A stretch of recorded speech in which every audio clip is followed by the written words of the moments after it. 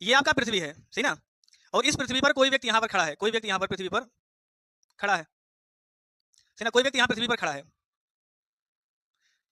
अब आप बताना इस व्यक्ति के ऊपर दाब कितना लगेगा? मान लीजिए एक व्यक्ति यहाँ पर है और एक व्यक्ति है ए, और यही व्यक्ति मान लीजिए यहाँ पर खड़ा है, एक व्यक्ति यहाँ पर खड़ा है बी पर, सही ना? एक व्यक्ति यहाँ बी पर खड़ा है और एक व्यक्ति यहाँ सी पर खड़ा है, एक व्यक्ति आपका यहाँ सी पर खड़ा है, एक व्यक्ति यहाँ सी पर खड़ा है। तो अब आप बता सकते हैं कि दाब सबसे ज्यादा किसके ऊपर लगेगा? जो वायुमंडलीय दाब होगा ज्यादा कहाँ होगा? सबसे ज्यादा, यानी ये है, ये बी है, ये सी है, तो वायुमंडलीय दाब सबसे ज्यादा कहाँ पर होगा? तो आप देखिए, हम सभी लोग जानते हैं कि हम लोगों के ऊपर वायुमंडलीय दाब है, दाब है ना वायुमंडलीय दाब, इसको आप नाम से जानते होंगे, समताप मंडल, क्षोभ मंडल, आयन मंडल, वायुमंडल, कई नामों से जाना जाता है ना। अब एक चीज तो क्लियर है, जैसे जो सबसे नीचे वाला व्यक्ति होगा इसके ऊपर सभी मंडल के दाब लगाएंगे ना, पूरा प्रेशर पड़ेगा। जैसे जैसे ये व्यक्ति ऊपर जाएगा, इसके ऊपर दाब कितना लगेगा? इसके ऊपर यहाँ से लेके यहाँ तक का दाब लगेगा। इसके ऊपर दाब कितना लगेगा? यहाँ से लेके यहाँ तक का दाब लगेगा।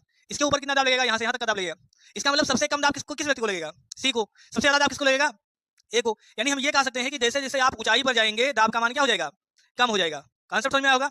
जैसे जैसे हम ऊंचाई पर जाते हैं दाब का मान क्या हो जाता है? कम। इसको भी आप नोट करके लिख लेना, सभी लोग, एग्जाम में खूब पूछा जाता है। ऊंचाई पर जाने से दाब का मान कम हो जाता है। ऊंचाई पर जाने से दाब का मान कम हो जाता है। क्लियर है ना? ऊंचाई पर जाने से दाब का मान कम हो जाता है।